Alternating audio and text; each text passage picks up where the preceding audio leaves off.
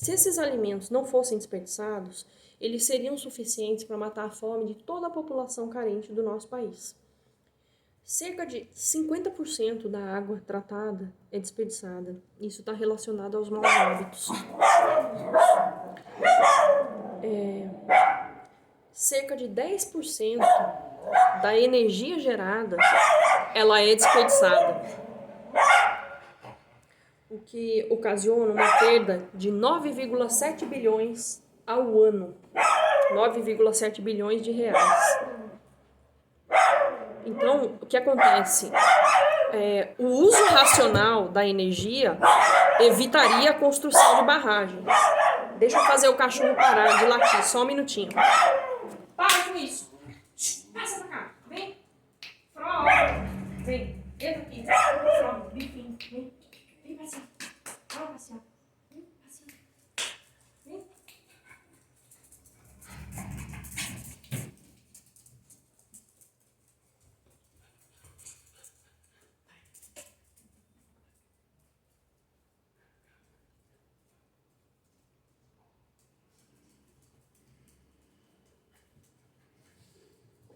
Desculpa, pessoal, é aquilo que eu falei, né? Casa com 3 cachorros, 2 crianças, é difícil. Bom, o que acontece? Existem algumas perspectivas, algumas ações que podem ser tomadas, que podem ser seguidas para minimizar, para mitigar esses problemas ambientais. O Edis Milaré, que é um autor que eu gosto muito, também recomendo a leitura do livro de Direito Ambiental do Edis Milaré, juntamente com Paulo Afonso Lima Machado. Ele diz o seguinte, que a construção de uma sociedade sustentável, ela deve se pautar em princípios da vida saudável. Respeitar e cuidar da comunidade, dos seres vivos como um todo. Melhorar a qualidade de vida humana, permitindo que as pessoas realizem seu potencial e vivam com dignidade. Conservar a biodiversidade, assegurando o uso sustentável dos recursos renováveis. Minimizar o esgotamento dos recursos não renováveis, permanecer nos limites da capacidade de suporte do planeta, não exaurir os recursos naturais, não explorar os recursos naturais de forma predatória, de forma que esses recursos, aqueles que são renováveis, não consigam se regenerar. Modificar atitudes e práticas pessoais, assumindo uma postura ética, uma postura compatível com o modo de vida sustentável. Permitir que as comunidades cuidem de seu próprio meio ambiente. Então, que as comunidades que conhecem os seus problemas, por exemplo, as comunidades ribeirinhas, os quilombolas, a população que vive num determinado bairro de Porto Seguro, conheça quais são esses problemas e cuide desses problemas, ajude o poder público a cuidar desses problemas. Gerar uma estrutura nacional para integração de desenvolvimento e conservação, construir uma aliança global para garantir uma sustentabilidade global, aplicar a Agenda 21, que é a cartilha básica do desenvolvimento sustentável. E o exercício da cidadania ambiental e a educação ambiental, eles são aliados no combate aos problemas ambientais. Por quê? Porque, gente, é necessário promover alterações em cada um de nós, em cada ser humano, para que haja uma conduta voltada para o bem comum, né? Para que haja um entendimento do homem como fazendo parte de um todo, que é a natureza, que são os bens ambientais, para que haja o despertar de um sentimento de pertencimento de cada ser humano ao local onde vive, e haja uma superação, né, dessa cultura do desperdício, que haja um interesse em cuidar dos bens ambientais, em cuidar do nosso entorno, em cuidar do lugar onde a gente vive. O artigo 225 da Constituição Federal, ele diz que todos têm direito ao meio ambiente ecologicamente equilibrado, bem de uso comum do povo. É essencial a sadia qualidade de vida, impondo-se ao poder público e à coletividade o dever de defendê-lo e preservá-lo para as presentes e futuras gerações. Ou seja, a sadia qualidade de vida, ela está diretamente ligada ao meio ambiente ecologicamente equilibrado. E, então, para que a gente tenha uma vida saudável, o meio ambiente ele precisa estar equilibrado. Se ele for devastado, se ele estiver degradado, não vai haver qualidade de vida. E o poder público, ele tem o dever de cuidar do meio ambiente, sim, mas a população também tem, a sociedade como um todo também tem. Afinal de contas, ele é um bem de uso comum do povo. Se todos têm o direito de usar, de fruir dos bens ambientais, todos têm o dever de cuidar também desses bens ambientais. Existe um princípio de direito ambiental que nós vamos estudar numa próxima aula, chamado princípio da participação, né? Que ele apregoa o quê? Justamente isso que vem no artigo 225, que toda a população tem o dever de participar da proteção dessas questões ambientais, da proteção do meio ambiente, conhecer as questões ambientais e participar da sua proteção. E para que haja o conhecimento, é preciso que um outro princípio que vem atrelado ao princípio da participação seja seguido pelo poder público, que é o princípio da informação, o princípio da difusão do conhecimento, o princípio da difusão dos problemas ambientais, das leis ambientais para toda a sociedade, para que a sociedade possa se instrumentalizar para poder agir. Agir como? Agir visando a proteção do meio ambiente. Nesse sentido, a educação ambiental também exerce um papel fundamental, porque não só o poder público tem o dever de informar a população, mas também os professores, digamos assim, as escolas têm o dever, as universidades têm o dever de informar a população, informar os seus estudantes, né, sobre os problemas ambientais, sobre as leis ambientais, sobre como é que se faz para se exercer a cidadania ambiental, com vistas a quê? Com vistas a reduzir esses problemas ambientais, né?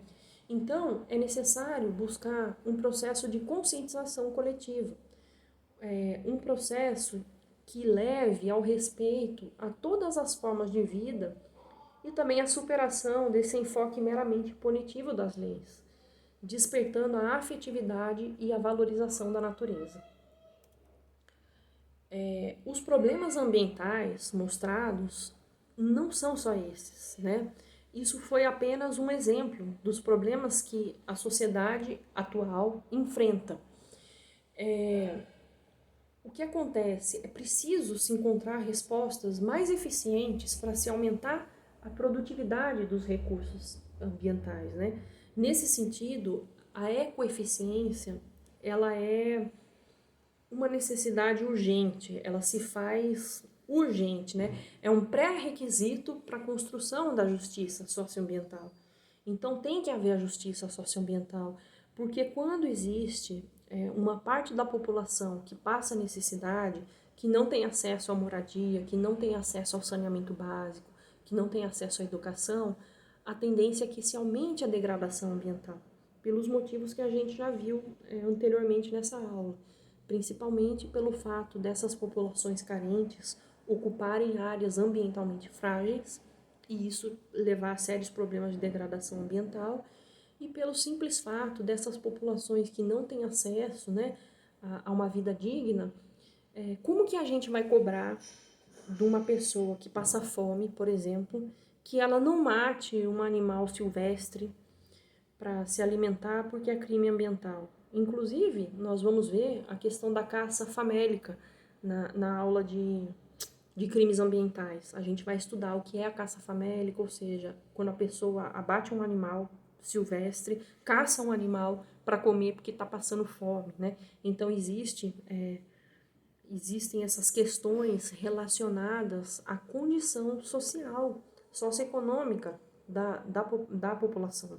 A população carente, ela vai se utilizar de ferramentas para sua sobrevivência, que muitas vezes causam um impacto no meio ambiente, mas o maior impacto a gente sabe que é causado pela agricultura não sustentável, né? A monocultura não sustentável.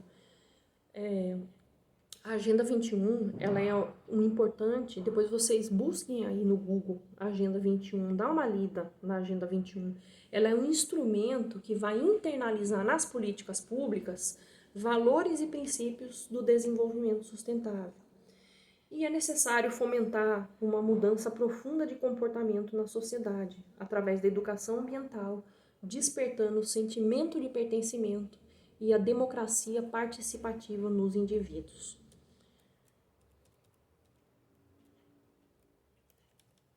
Bom, então o direito ambiental, ele estuda as relações jurídicas ambientais, observando a natureza constitucional, difusa, transindividual dos direitos ambientais, buscando sua proteção, sua efetividade, visando conciliar a produtividade e a proteção ambiental, que no fundo é isso que a gente quer, né?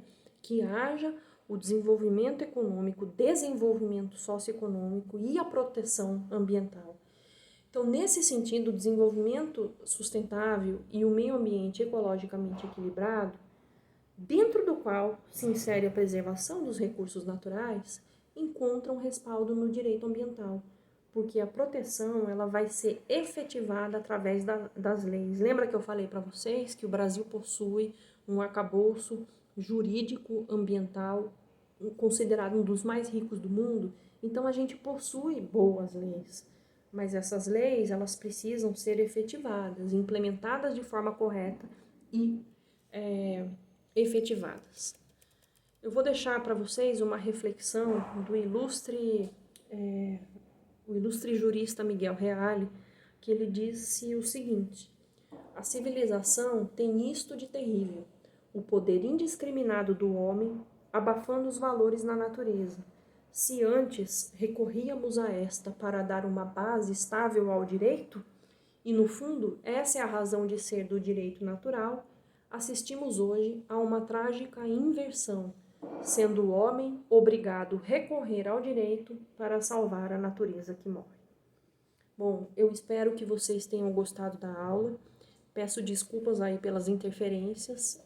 Essa aula foi postada aos pedaços, porque algumas vezes eu tive que parar por conta do cachorro latindo ou da minha filhinha gritando.